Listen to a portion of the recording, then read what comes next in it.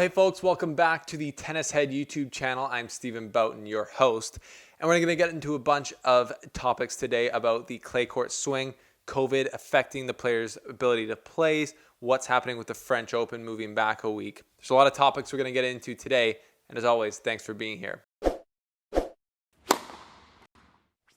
So there's lots in the news to be talked about, but before we get into that, make sure you hit the like button on this video and also subscribe to not miss any other videos that we're putting out here on Tennishead. Also, make sure you click the links below to subscribe and join the virtual tennis club of Tennishead. Now, you get the website. You also get a lot of other perks like a full head-to-toe ASICS tennis gear outfit and access to coaching videos from the likes of Boris Becker. So all the information for that is below.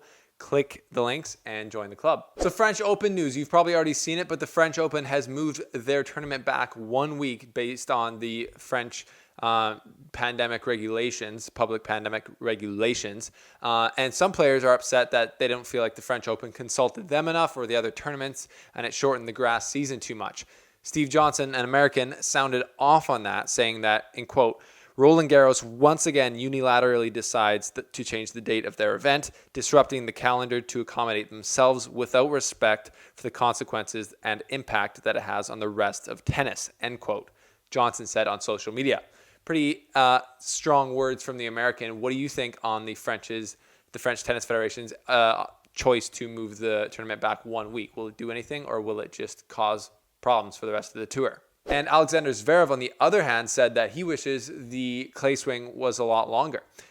He doesn't have any problem with the French Open per se, but he's just talking about that he enjoys being back on the surface. And he also says, in quote, it's just fun being on this surface. I mean, I feel like the clay court season is way too short these days, end quote. Him alluding to the fact that a lot more tournaments used to be played on clay on the ATP Tour. Do you think that more clay tournaments should be played, or do they have a good mix? Or is the grass court season way too short? Let us know what you think in the comments section below. And Rafa Nadal, the king of clay, is set to overtake Roger Federer in the Grand Slam race. They are currently tied at 20, and Nadal's been chasing Federer for the last 16 years in Federer's ever-evolving record of most Grand Slam titles in the men's game. Nadal finally tied him last year in the fall at the October version of the 2020 French Open, and now he has his best chance to pass him at this year's French Open as the obvious favorite.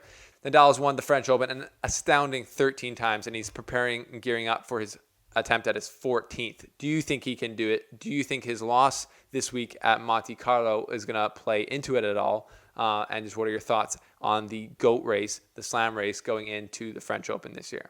And Dominic Thiem appears to be having some type of mid-career crisis, a little bit of playing fatigue. Coming out of the Australian Open, he had an injury, a foot injury that apparently he'd been nursing for a while. And now he says he's kind of struggling to get his hunger back after having to pull out of Miami and now Monte Carlo.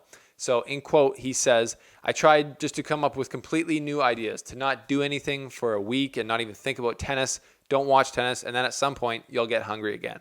The French Open will no doubt provide some fuel for his fire, but it's interesting to see the world, one of the top 5 players in the world talk like this about tennis, but it shows, I guess, that they're humans as well. What are your thoughts on that? And what are your thoughts on Dominic Thiem's chances to win his second Grand Slam and first ever French Open title? And the pandemic that we're all currently living through is having a massive effect around the world in negative ways, but also on the sporting world and how these tournaments roll out, as we've all seen. But with this week, Daniil Medvedev, world number 2, having to pull out of the Monte Carlo Masters, losing the potential to gain points, it can really affect players' ability to make money and, compete and get points at these tournaments. So Dan Evans has spoken out in a Tennishead article and said that he is worried about Wimbledon as he's not yet vaccinated. So he said he won't be socializing before at all. He's just going to stay locked in and get taking care of business, which he has been doing with his recent win over world number 1 Novak Djokovic at Monte Carlo. Were you surprised by Dan Evans' form on the clay after it hasn't historically been his number 1 or favorite surface by any stretch of the imagination? What are your thoughts on Dan Evans' comments? Are you worried about how Wimbledon might be affected with the pandemic going on? And just let us know what your thoughts are on all these topics that we just covered. All the topics I covered today are exclusively from our articles on tennishead.net. So if you want to read more about these topics, these issues, head to the website and we'll see you there.